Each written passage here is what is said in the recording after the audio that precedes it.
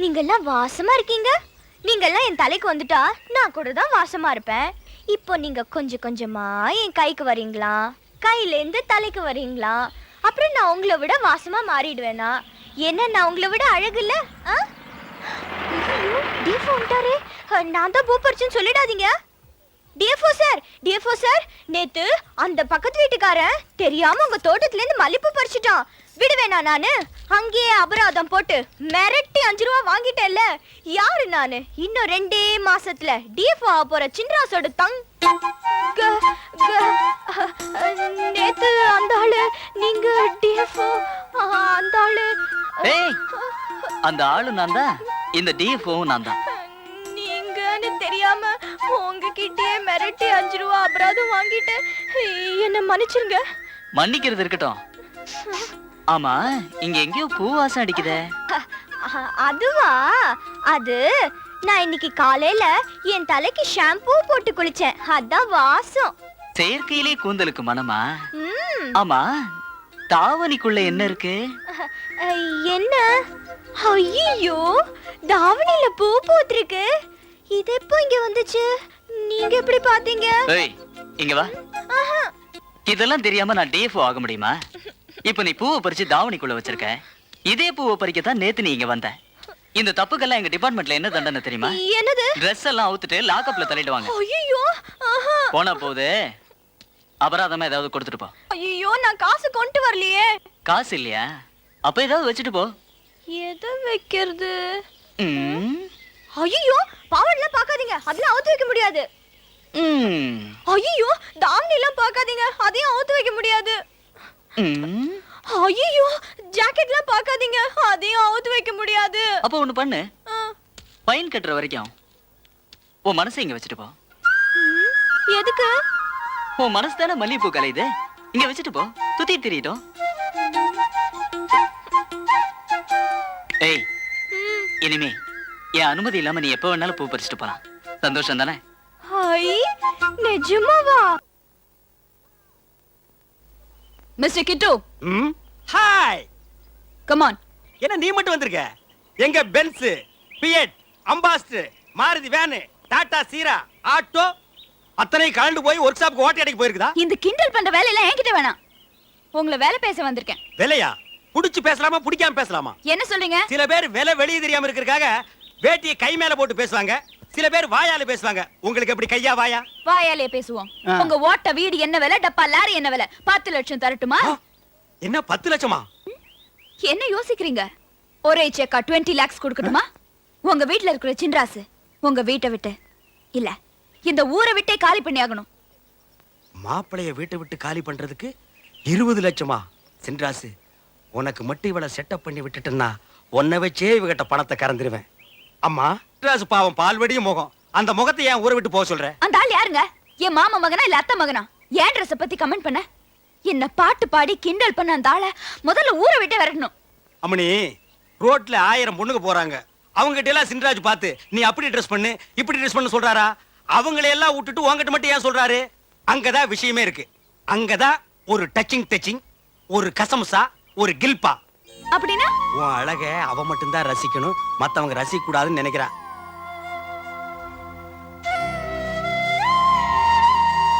உன் மேல அவனுக்கு ஒரு கில்பா.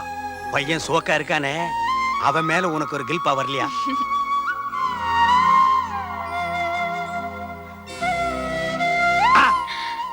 இதாங்க டச்சிங், டபுள் டச்சிங். அவருக்கு என் மேல கில்பா இருக்குன்னு எப்படி தெரிஞ்சுக்கிறது? அவன் சொன்ன மாதிரியே புடவை கட்டிட்டு அருவி பக்கமா போய் நில்லுங்க. Matching, touching. ஓகே. சின்ராசு, கோழி கவுந்திருச்சு, இனி குழம்பு தான்டா. சின்ராசு, முதல்ல நீ வீட்டை காலி பண்ணு. யாரு காலி பண்ண? நான் தான் மாசம் ஒழுங்கா வாடகை கொடுக்கறேன்ல. இந்த வெட்டி நியாயமெல்லாம் என்கிட்ட நீ பேசாதப்பா. அந்த பார்வதி பொண்ணை பார்த்து வேட்டியை கட்டு சேலையை கட்டு நீ பாட்டு பாடி இருக்க, அது அவளுக்கு அவமானமா போச்சான். அதனால லெட்டர் எழுதி வச்சுட்டு அவ சாவுக்கு நீதான் காரணம்னு அறிவியல் விழுந்து சாக போறாளா? நிஜமாவா? என்ன நிஜமாவா? அவ செத்துருவா. போலீஸ் ஒன்னு அரெஸ்ட் பண்ணு, உனக்கே வீடு கொடுத்தேன்னு என்ன அரெஸ்ட் பண்ணு. லட்டா சிட்டுகளா பார்த்து ரசிச்சிட்டு இருந்த இந்த கிட்டுவ முட்டிக்கு முட்டி தட்டி கம்பி எண்ணெய் வைக்க போறாங்க. ஓ காட்! பாத்தியா, தனக்கு ஆபத்து வருதுன்னா துண்டக்கான துணிக்கான முட்டிதே ஓடுறான் பாரு. இதுவே எனக்கா இருந்தா சிக்கிட்டு சீக்கி அடிக்கணும் விட்டுருப்பான். தனக்கு தனக்குன்னா தனக்கு தனக்கு தான்.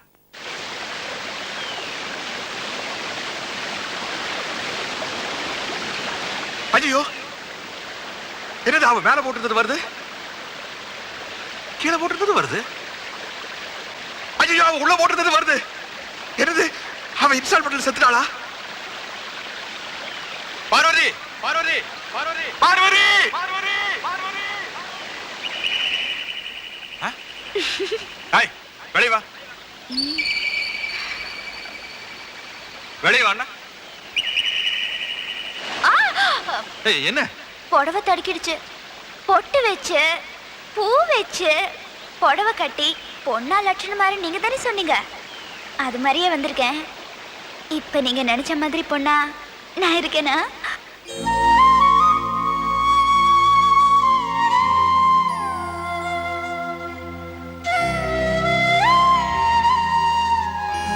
பொண்ணா நல்ல பொம்மை மாதிரி இருக்க. ஆமா அதுக்கா இப்படியா சேலை கட்டுறது? எனக்கு சேலை கட்ட தெரியாது. சரி கூட நான் கட்டி விட்டுறேன். உங்களுக்கு சேலை கட்ட தெரியுமா? நமக்கு வேட்டிதான் சரியா கட்ட தெரியாது, சேலை பயங்கரமா கட்டுவேன். ஆனா சத்தியமாப்பா நீ கூட நான் கண்ண முடிக்கிறேன். கண்ணு மூடுங்க.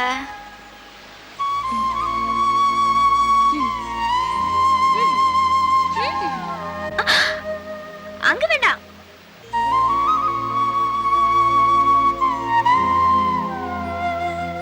ஏன் ஒரு ஆம்பளையோட கையே ஒரு பொண்ணு உடம்புல படக்கூடாத இடத்துல பட்டுடுச்சுன்னா தப்பா போயிடும். அதனாலதான். அப்போ சேலையை கழட்டி கூட எப்படி கட்டுறதுன்னு நான் எனக்கே கட்டி காட்டுறேன்.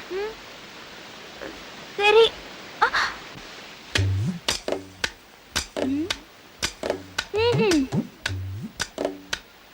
இது பின் கோசம் வச்சு கட்டுறதுங்கக்கா, கிராம ஸ்டைலுங்க. இத மடிசாருன்னு சொல்லுவா. அக்ரஹாரத்து மாவி ஸ்டைல். உன்ன மாதிரி பொம்மராட்டிக்கு இந்த மாதிரி புடவை கட்டிட்டு கோயில் பிரகாரத்தை வலம் வந்தா காலெல்லாம் நன்னா சவச்சோன்னு தெரியும். ஓஹோ, சேலை கட்டுறதுல கூட இவ்வளவு ஸ்டைல் இருக்கா? இது என்னடி இன்னும் ஏகப்பட்ட ஸ்டைல் இருக்குது. மாராப்பை எடுத்து முன்புறமாக போட்டால் அது தமிழ்நாடு. அதே மாராப்பை பின்புறமாக போட்டால் ஏ பஞ்சாபி ஹை. மாராப்பை போடலனா? ஏ அது பின்ன கேரளாவாக்கும். ஓ, சேலைக்குள்ள இத்தனை மாநிலம் இருக்கா? மாநிலமா? உலகமே இதில் தானே அடங்கி இருக்கிறது.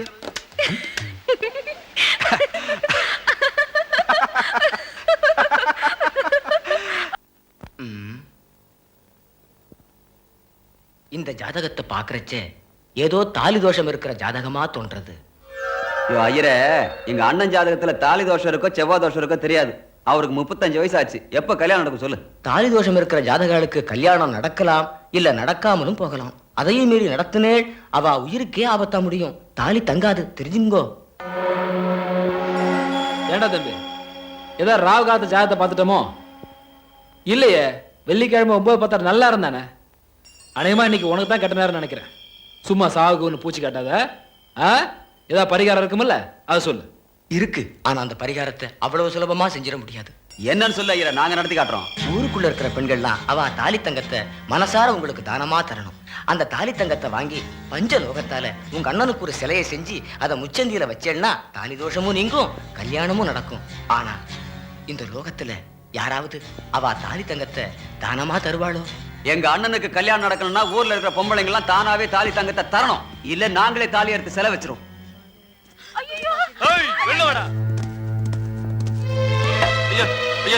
ஆமா வா. ஏய், எங்க அண்ணனுக்கு தங்கத்தால சிலை செய்யணும். தாலியில இருக்க தங்கத்தை எடுத்து கொடு. ஐயா, புருஷன் உயிரோட இருக்கும்போது தாலியில இருக்க தங்கத்தை எப்படியா தர முடியும்? என்னடி சொன்ன? தெரியாம பேசிட்டேன். பொண்டாட்டி தாலியை எப்படியே தர்றது? நான் என்ன பணம் தரேன், அதுல தங்க வாங்கி தாலி செஞ்சு எடுத்துக்கங்கயா. இதை விட்டு ஐயா, எங்க கிட்ட இல்லாத தங்கமா பணமா? அடிக்காதீங்கய்யா. ஏய், என்னடி வேதாந்தம் எல்லாம் பேசுற? ஒழுங்கா கேட்டா தர மாட்டீங்க, நாங்களே. ஐயோ, அட பாவிங்களா. ஐயா, என்ன அது அநியாயமா இருக்கு? போடா. ஏய், குடி. ஐயா, ஐயா. கல்யாணி எங்க? அண்ணே, பொறுப்பிட்டியா? இப்படி கிழக்க பார்த்து இல்ல. ஓ, சென்டிமெண்ட்டை டச் பண்றியாக்கும். கொஞ்சம் பேசாம இருக்கீங்களா? இது மாரியம்மன் கோவில் குங்குமம், இது முருகர் கோவில் விபூதி, இது காளியம்மன் கோவில் குங்குமம். அண்ணே, இன்டர்வியூல ஆபீசர் கேக்குற கேள்விக்கெல்லாம் நான் சொல்லி கொடுத்த மாதிரி டான் டான்னு பதில் சொல்லணும். பயம் வந்துச்சு இந்த தங்கச்சிய மனசுல நினைச்சுக்க. ஆமா, உன் தங்கச்சி பெரிய பூலான் தேவி, எந்த நேரம் பார்த்தாலும் கையில குழலோட தான் சுத்துவாங்க, பொட்டு பொட்டுன்னு போட்டுருவாங்க. என்ன ஃபேமிலி அது? சரி கிட்டு புறப்படணும்ல, புறப்படு சின்ராஜி, நேராச்சு. என்னங்க இது அநியாயமா இருக்கு? இன்னைக்கு என் கல்யாணம் நாள் அதுமா தாலி எப்ப கேக்குறீங்களே? கல்யாண நாளோ கருமாதி நாளோ எங்களுக்கு தெரியாது.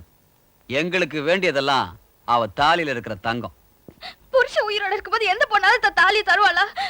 நான் உயிரோட இருக்கிற வரைக்கும் என் தாலியை நான் தர மாட்டேன். வாங்க. புருஷன் உயிரோட இருந்தா அவ தாலியை தரமாட்டான். அப்ப அவனை கொன்னுட்டா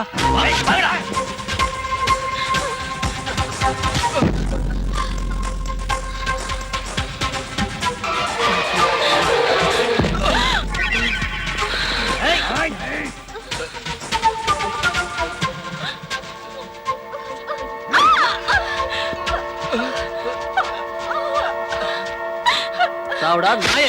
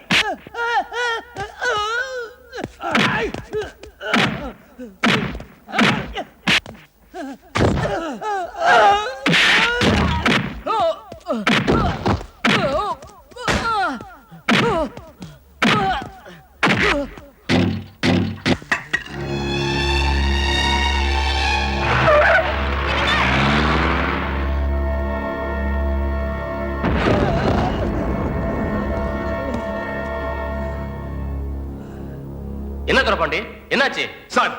இவங்க ஊர்ல இருக்கிற அப்பாவி ஜனங்களை எல்லாம் அடிச்சு உதைச்சு பொண்ணுங்க கழுத்துல இருக்கிற தாலியெல்லாம் பறிக்கிறாங்க சார். தரமரத்து ஒரு பூக்காரியோட புருஷனை நடு ரோட்ல வச்சு கொலை பண்ணிட்டாங்க சார். யாரு இவங்களா? சார், நீங்க போலீஸ் டிபார்ட்மெண்ட்ல இருக்கீங்களா? No sir. கவர்மெண்ட்ல ஏதாவது வேலை பாக்குறீங்களா?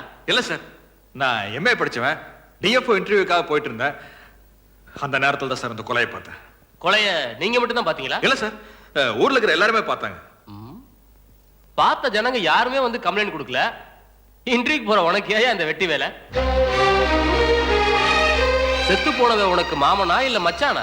பாதிக்கப்பட்டவனெல்லாம் மாமனாவும் மச்சானாவும் இருந்தா தான் தட்டி கேட்கணும்னா செத்து போனவன் என் மச்சான் தான். ஏன்னா அந்த பொண்ணு என் தங்கச்சி. என்ன சொல்ற?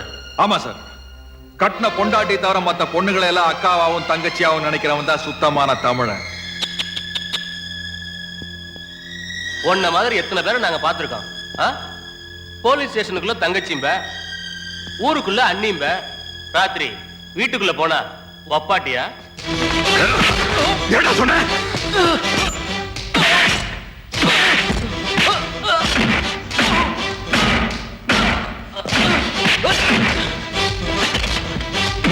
தரபாண்டி போட உள்ள எம்எல்ஏ கை வச்சிட்டியா? தரபாண்டி இவ இனிமே கவர்மெண்ட்ல எந்த வேலைக்கும் போக முடியாதபடி இவன் மேல எஃப்ஐஆர் போட்டுற.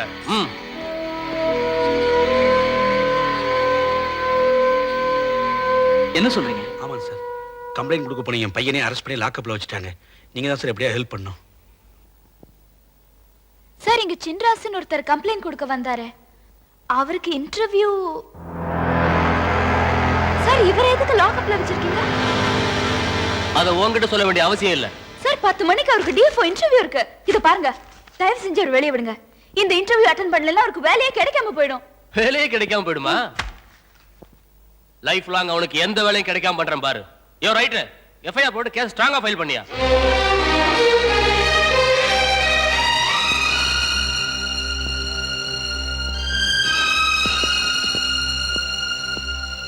எதுக்காக இவரை உள்ள வச்சிருக்கீங்க? அத கேட்க நீங்க யாரு? நானும் உங்களை மாதிரி காக்கி சட்டை போட்டவன் தான். உங்களோட சட்டம் தான் எனக்கும். காட்டுக்குள்ளதான் உங்க சட்டம், நாட்டுக்குள்ள நாங்க வச்சதுதான் சட்டம். உங்க சட்டத்தோட லட்சணம் தான் தெரியுது. அனாவசியமா பேசாதீங்க. எதுவா இருந்தாலும் கோர்ட்ல போய் பாத்துங்க. நான் ஒரு டிஎஃப்ஓ கெசட்டட் ஆபீசர். இவருக்கு நான் ஜாமீன் கொடுக்குறேன். வெளியே விடுங்க.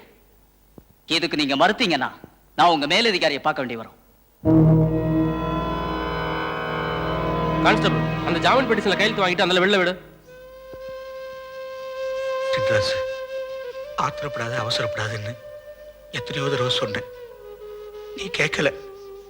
இனிமேலாவது யார் பிரச்சனைன்னு தலையிடாதீயா. உன்னை பெத்தவன் கையெடுத்து கும்பிடுறியா? அப்பா,